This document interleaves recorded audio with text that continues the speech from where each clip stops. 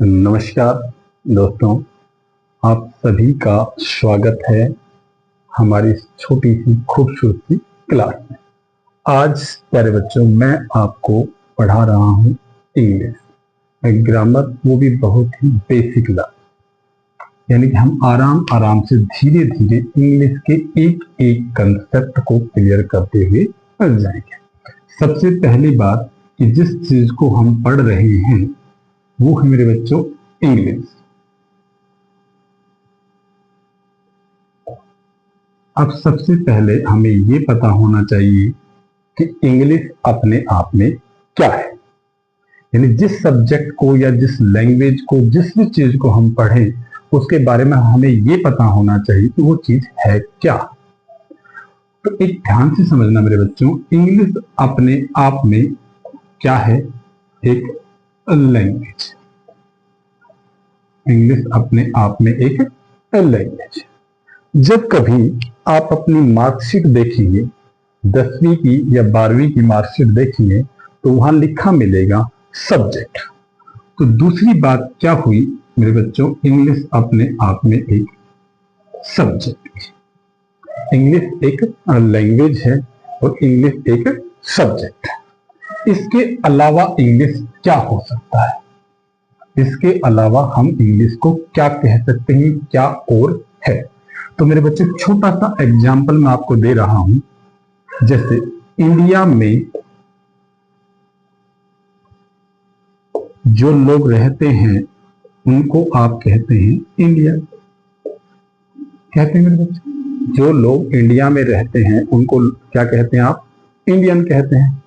जो लोग अमेरिका में रहते हैं उनको क्या कहते हैं? अमेरिकन।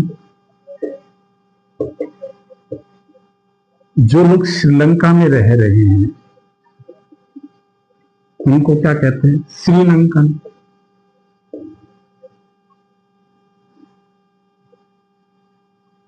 ऐसे मेरे बच्चों, जो लोग इंग्लैंड में रह रहे हैं, जो लोग इंग्लैंड में रह रहे हैं उन्हें क्या कहोगे? इंग्लिश कहेंगे। उन्हें क्या कहेंगे मेरे बच्चों? इंग्लिश। तो इसका मतलब इंग्लिश, इंग्लैंड, इंग्लिश, ये क्या दिखा रही है? India, Indian. इंडियन जो दिखा रहा है वो सिटीजनशिप को दिखाता है कि ये भारत का नागरिक है। अमेरिकन, अमेरिका का नागरिक होने को दिखाता है। ऐसे श्रीलंकन, श्रीलंका के नागरिक को दिखा रहा है। ऐसे ही इंग्लिश जो है वो किसको दिखा रहा है मेरे बच्चों? सिटीजन। तो इंग्लिश दो चीजें, तीन चीजें हुई। एक लैंग्वेज है, एक सब्जेक्ट भी है और एक सिटीजनशिप को भी दिखाता है। यानी इंग्लैंड में रहने वाले लोगों को इंग्लिश कहते हैं। तो मेरे बच्चों, एक मैं छोटा सा एक एग्जाम्पल यहां लिख रहा हूं। आप मुझे ये बताइए कि ये एग्जाम्पल जो मैंने लिखा, ये सेंटेंस जो मैं लिख रहा हूं, ये ठीक है या गलत है? मैंने लिखा I am your English teacher. I am your English teacher. मेरे बच्चों, मैंने क्या लिखा? I am your English teacher. अब देखो बच्चों, ध्यान से समझना इस चीज को। एक बार तो मैं कहता हूं कि ये सेंटेंस ठीक है, एक जगह मैं कहता हूं कि ये सेंटेंस गलत है। अब मेरे बच्चों ध्यान से समझना, ये सेंटेंस ठीक कैसे है और ये सेंटेंस गलत कैसे है।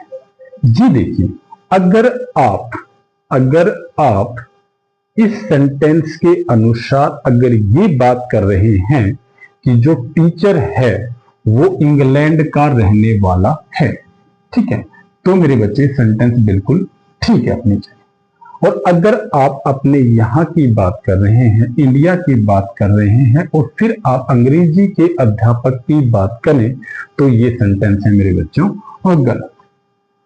यानी I am your English teacher, इसका मतलब ये हुआ, अगर कोई इंग्लिश टीचर है यानी इंग्लैंड का रहने वाला कोई अध्यापक है, आप उसकी अगर बात कर रहे हो तो ये सेंटेंस बिल्कुल ठीक है। और अगर आप अपने इंग्लिश अध्यापक की बात कर रहे हैं तो ये सेंटेंस है गलत। अब बात आई, एक छोटा सा सवाल यहाँ होता है कि I am your English teacher, अगर मैं इंग्लैंड की बात करूं तो मेरे बच्चे ये इंग्लैंड की सिटीजनशिप को दिखा रहा है, सब्जेक्ट की बात नहीं। वहां कोई भी यानी अंग्रेज अध्यापक है, वो कोई भी सब्जेक्ट का हो सकता है, लेकिन अंग्रेज अध्यापक की बात है, ये दिखा रहा है वह I am your English teacher, इसका मैं आपका अंग्रेज अध्यापक हूं। अंग्रेज अध्यापक इंग्लैंड का रहने वाला। और अगर मैं इंडिया की बात करूं यानी आपकी बात करूं मैं, तो आप इसको क्या लिखोगे? आप लिखेंगे I am your teacher of English. I am your teacher of English. इसका मतलब ये हुआ मैं आपका अंग्रेजी का अध्यापक हूं। I am your teacher of English. ऐसे मेरे बच्चों आपको मैं दो चीजें बताता हूं, क्या ये देखना मेरे बच्चे, हिंदी टीचर, एक दूसरा पंजाबी टीचर, तीसरा संस्कृत टीचर। तो एक बार ध्यान से देखो मेरे बच्चों, इनको ध्यान से देखो कि ये तीनों ठीक है या गलत है मेरे बच्चे। एक बार ध्यान से देखिए और फिर हम एक एक को देखते हैं कि ये ठीक है या गलत। देखो मेरे बच्चे, हिंदी टीचर, तो हिंदी कहीं पर रहने वाले लोगों को हिंदी नहीं कहा जाता है, यानी सिटीजनशिप को नहीं दर्शा रहा है, तो ये हुआ मेरे बच्चे गलत। ठीक है, यहां आता हूं संस्कृत टीचर। संस्कृत भी किसी जगह पर रहने वाले लोगों को नहीं कहा जाता है, तो मेरे बच्चे ये भी है गलत। लेकिन इसकी अगर मैं बात करूं तो पंजाब में रहने वाले लोगों को पंजाबी कहते हैं, लेकिन साथ एक बात और है, यानी पंजाबी कहते हैं और एक बात और है, पंजाबी एक क्या है, सब्जेक्ट भी है। तो पंजाबी टीचर हो गया मेरे बच्चे, और साथ ही संस्कृत टीचर, ये दोनों गलत। ये पंजाबी टीचर ठीक भी है कब, जब आप ये करें कि पंजाब में रहने वाले लोगों को डिनोट किया जाए और वो अध्यापक हो। लेकिन ये हिंदी टीचर, हिंदी कहीं जगह नहीं है, कहीं पे रहने वाले लोगों को हिंदी नहीं कहा जाता, कहीं रहने वाले लोगों को संस्कृत नहीं कहा जाता।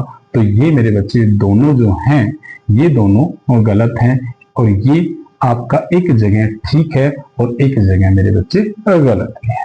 तो यहाँ पे इसको लिखना था आपने teacher of Hindi, teacher of Hindi, और इसको लिखोगे teacher of Sanskrit, teacher of Sanskrit.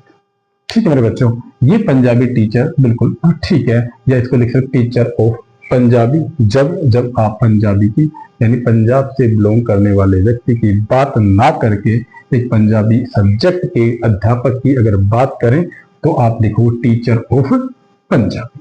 तो ये था मेरे बच्चों यहां तक का छोटा सा इंट्रोडक्शन। अब हम चलते थोड़ा सा इससे थोड़ा आगे चलते हैं। जिस तरह से मेरे बच्चे ये लिखा हुआ है ना, इंडियन, इंडिया से इंडियन, ऐसे ही आप लिख सकते हो। अमेरिकन पोइट हैं, अमेरिकन डांसर हैं, इंग्लिश डांसर हैं, जर्मन एक्टर हैं, जर्मन राइटर हैं, ठीक मेरे बच्चे, रशियन डांसर है, ठीक है, ब्रिटिश एयरलाइन है मेरे बच्चों, ठीक है। इस तरह की चीजें आपको देखने को मिलेंगी। वो वहां के सिटीजन यानी वहां के रहने वाले लोगों के साथ उनके प्रोफेशन को आगे बढ़ते हैं। कोई भी लैंग्वेज है मेरे बच्चे, कोई भी लैंग्वेज है तो उसकी सबसे छोटी इकाई क्या होती है? तो सबसे छोटी इकाई उसकी क्या होती है? अब हम इसको थोड़ा सा इसको डिफाइन करते हुए इकाई की तरफ ले जाते हैं।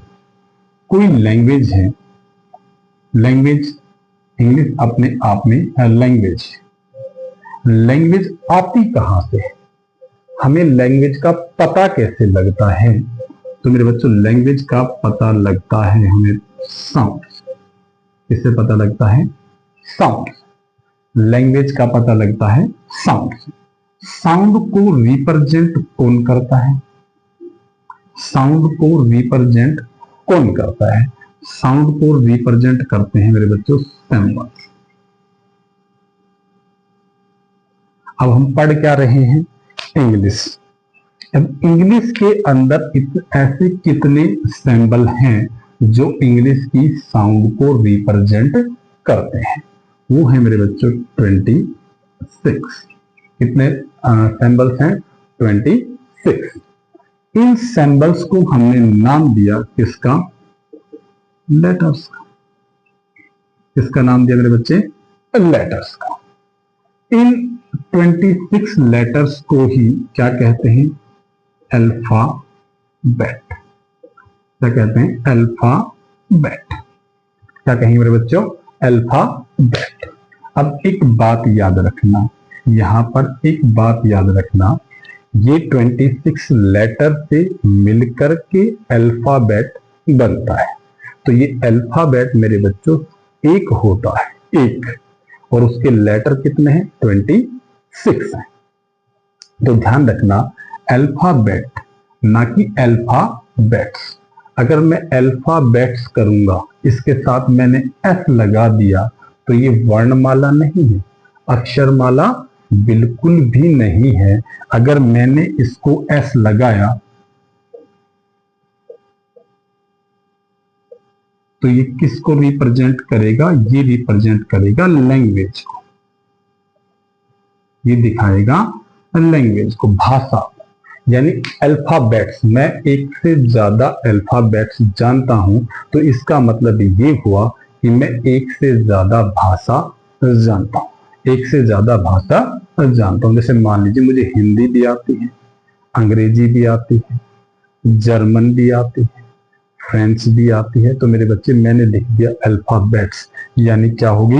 लैंग्वेज, एक से ज्यादा लैंग्वेज।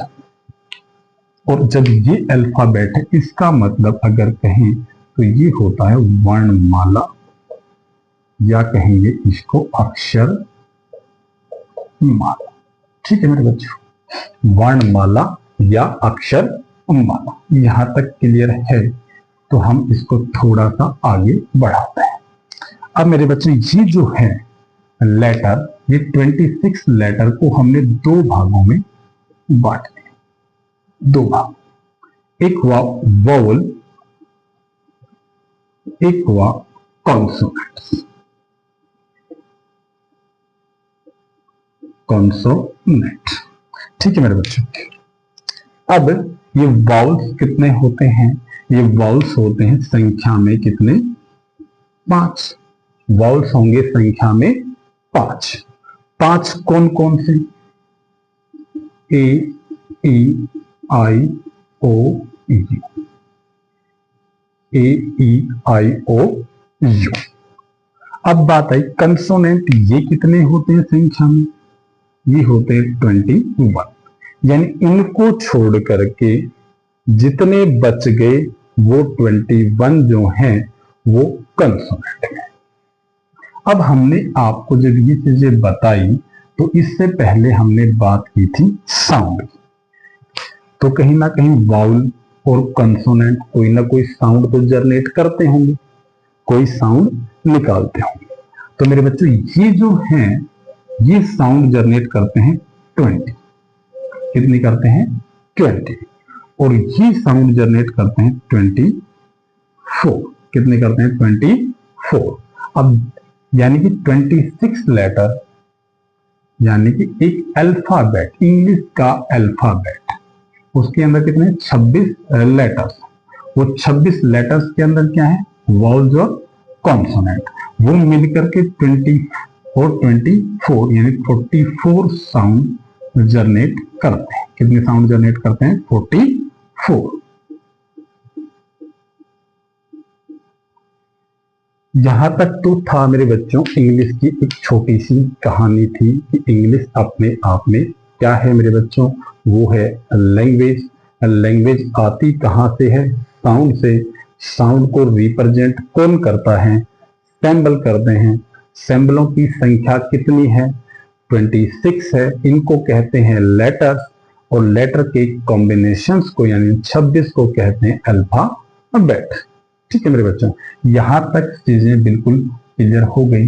लेटर को हमने दो भागों में बांटा, एक वोवल एक कॉन्सोनेंट। वोवल होते हैं 5, कॉन्सोनेंट होते हैं 21, और ये दोनों, ये 20 साउंड जनरेट करेगा, ये 24 करेगा, दोनों मिलकर के 44 साउंड जनरेट करेंगे।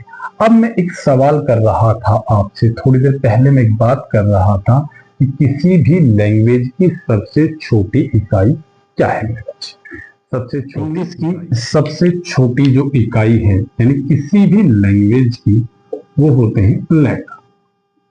क्या होते हैं मेरे बच्चों, लेटर। और इंग्लिश में लेटर अभी हमने आपको बताया A B C D, कितने हैं, 26। अब लेटर के बाद जो आता है मेरे बच्चे वो क्या है, वर्ड।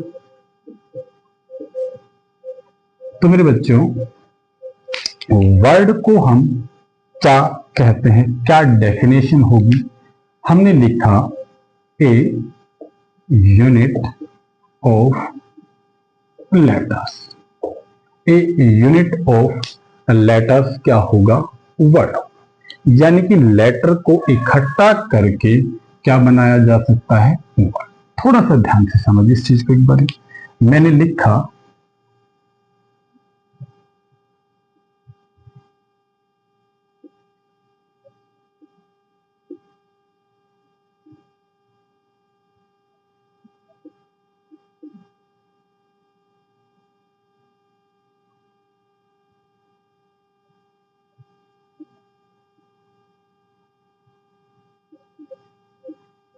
अब आप आए, देखिए अब समझ बेटा, आपने देखा जी क्या है, बोले सर ये तो समझ में आ गया, DOG और डॉग है यानी कुत्ता होता है, कोई दिक्कत नहीं है।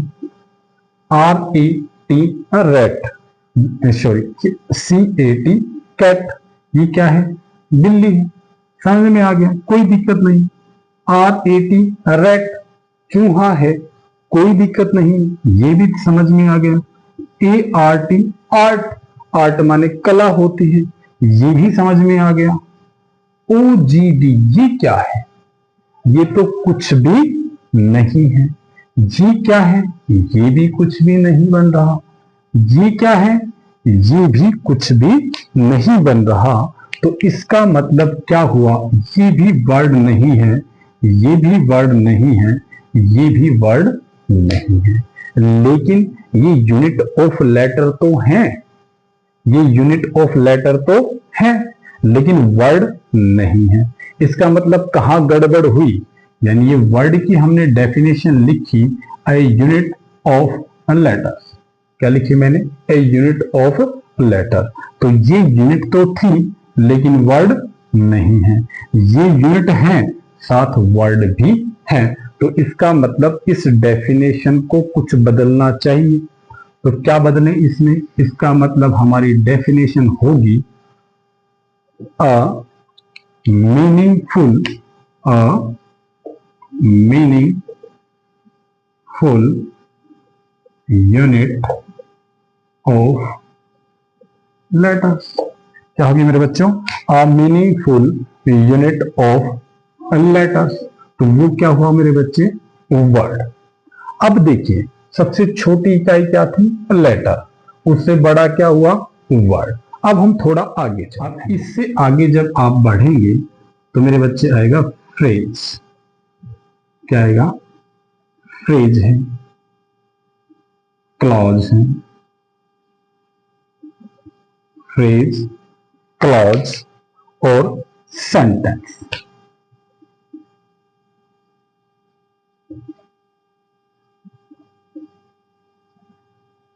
अब ये जो तीनों हैं ये क्या है मेरे बच्चों?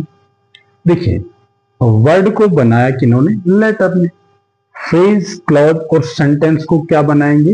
वर्ड बनाएंगे। तो ये क्या हो सकते हैं? एक ग्रुप ऑफ वर्ड हो सकते हैं, ग्रुप ऑफ वर्ड्स। क्या होंगे मेरे बच्चों? एक ग्रुप ऑफ वर्ड्स। इनको धीरे धीरे हम एक एक चीज को समझेंगे, जैसे जो फ्रेज, क्लॉज और सेंटेंस। इसके साथ एक छोटी सी चीज जिस पे हम बात कर रहे थे, अल्फाबेट और अल्फाबेट्स। मैंने दो चीजें कही कि अल्फाबेट और अल्फाबेट्स। तो मैंने आपको बताया था कि अल्फाबेट क्या है? वर्णमाला है।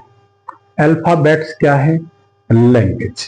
मतलब मेरे बच्चे एक बार ध्यान से समझ लो, मैंने लिखा अल्फाबेट, तो ये होगा, एक बार फिर दोबारा से समझ ली, A to Z, ये है अल्फाबेट। और अगर मैं लिखता हूं अल्फाबेट्स,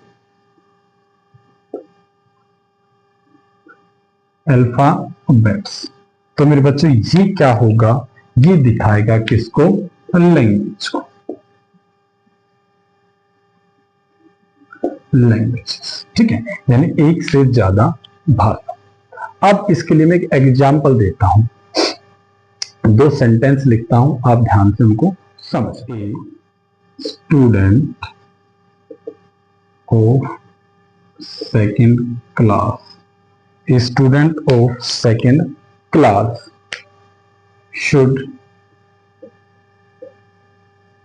नो अल्फाबेट। ठीक है, ध्यान से समझना इस चीज को। दूसरा मैंने लिखा,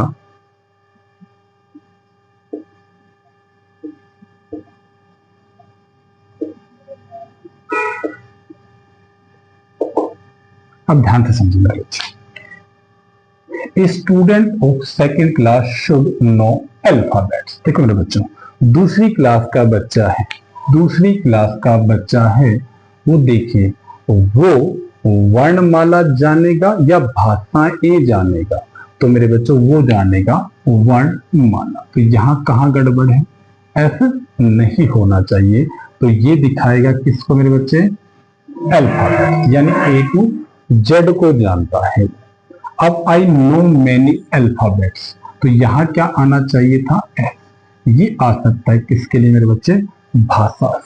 किसके लिए आएगा? लैंग्वेज के लिए। यहां तक क्लियर है मेरे बच्चे? क्लियर है? तो आगे चलें। अब देखो मेरे बच्चे ध्यान से, जब सेंटेंस आप पढ़ें तो आपसे कभी भी किसी भी टीचर ने बताया होगा कि सेंटेंस के लिए तीन चीजें जरूरी हैं। वो क्या क्या है मेरे बच्चे? यानी सेंटेंस का स्ट्रक्चर क्या है? सब्जेक्ट होना चाहिए, एक वर्ब होनी चाहिए, और एक मेरे बच्चे क्या होना चाहिए? ऑब्जेक्ट होना चाहिए। अब सब्जेक्ट, वर्ब, ऑब्जेक्ट, किसी भी सेंटेंस के लिए तीन चीजें आपकी जरूरी हैं। तो एक बार से ध्यान से समझिए, वर्ब क्या होगा? वर्ब किसे कहते हैं? ये होता है एक्शन, यानी कोई भी एक्शन वर्ड जो होता है वो क्या होगा? वर्ब होएगा। क्या होगा? वर्ब। अब इस एक्शन का जो डूअर होगा, जो इसका करने वाला होगा, यानी डूअर जो है वो मेरे बच्चों क्या है? सब्जेक्ट। अब इस एक्शन का कोई ना कोई रिसीवर भी होगा, जो इसका रिसीवर होगा वो क्या होगा मेरे बच्चों? ऑब्जेक्ट होगा। ऑब्जेक्ट, मैंने क्या बताया मेरे बच्चों? कोई भी सेंटेंस है, कोई भी सेंटेंस है, तो उसके लिए आपको तीन चीज की जरूरत होगी, एक सब्जेक्ट, एक वर्ब, एक ऑब्जेक्ट। अब मेरे बच्चों देखो, वर्ब क्या है? एक्शन है। एक्शन किसने परफॉर्म किया, उसको करने वाला कौन है, वो डूअर है, वो सब्जेक्ट है। और इसको रिसीव करने वाला यानी इसका इफेक्ट जिस पर पड़ रहा है वो क्या है मेरे बच्चे, ऑब्जेक्ट। क्या है वो, ऑब्जेक्ट है। अब मैं एक चीज लिख रहा हूं, आपको एक सेंटेंस लिख रहा हूं, इस सेंटेंस से समझने की कोशिश करना कि ये क्या है।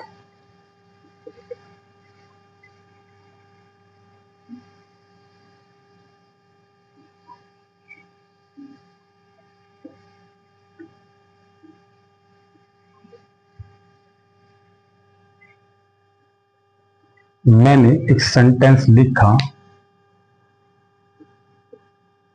Rajesh invite, Rajesh invited, Rajesh invited,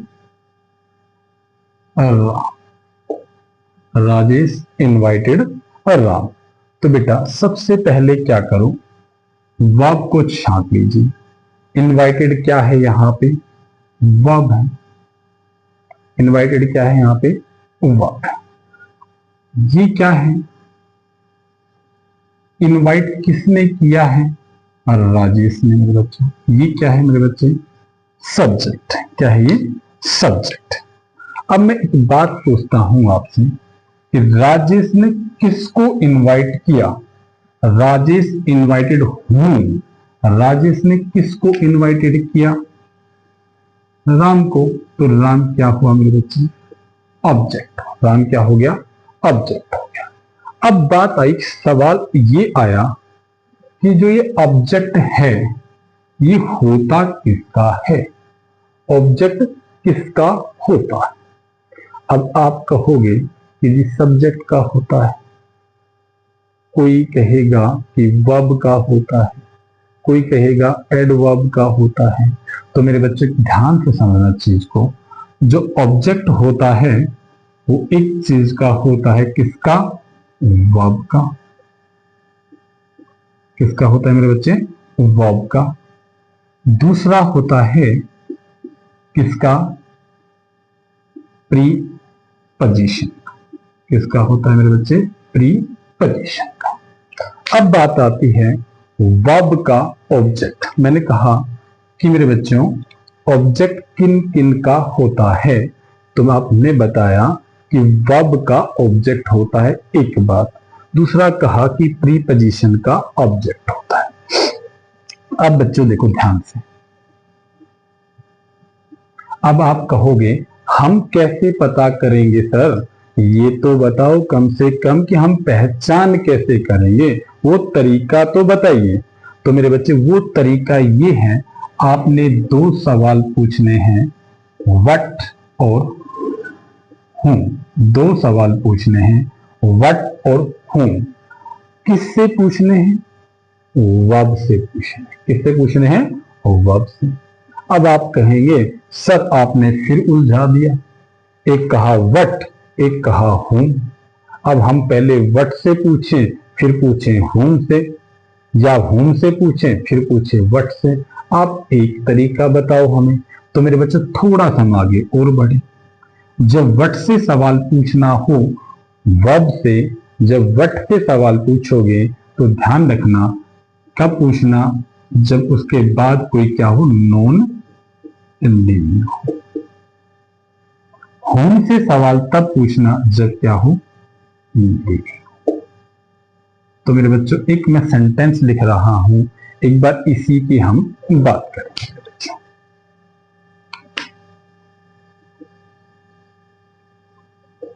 मोहित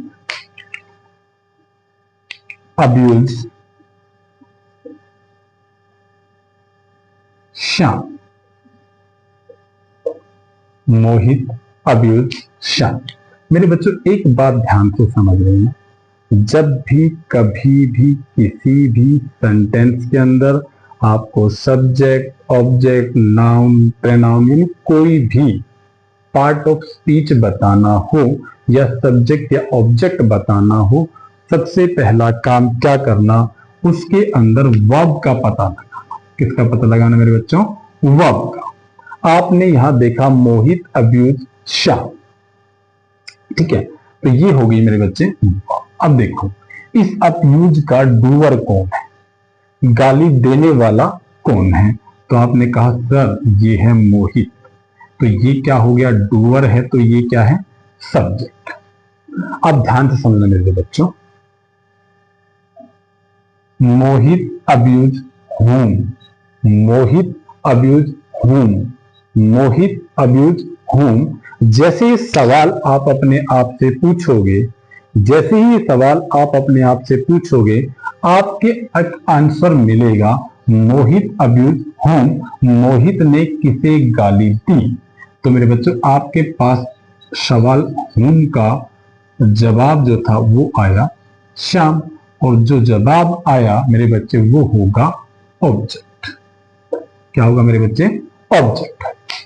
अब मेरे बच्चों एक बात ध्यान से समझना, आपने दो सवाल करने हैं, व्हाट और होम का। व्हाट करोगे नॉन लिविंग थिंग से, होम करोगे लिविंग थिंग। अब मेरे बच्चे एक बात मैं और क्लियर कर दूं, लिविंग क्या होता है और नॉन लिविंग क्या होता है। नॉन लिविंग होती है निर्जीव चीजें जिनके अंदर जीवन नहीं पाया जाता, और लिविंग है मेरे बच्चों क्या, जिनके अंदर जीवन पाया जाता है। तो मेरे बच्चों आज की क्लास यहीं तक करते हैं मेरे बच्चों, कल आपसे फिर अगली क्लास में मुलाकात होगी और हम आपको आगे का करवाएंगे सब्जेक्ट और ऑब्जेक्ट के बारे में। नमस्कार, स्वस्थ रहें, खुश रहें, थैंक यू।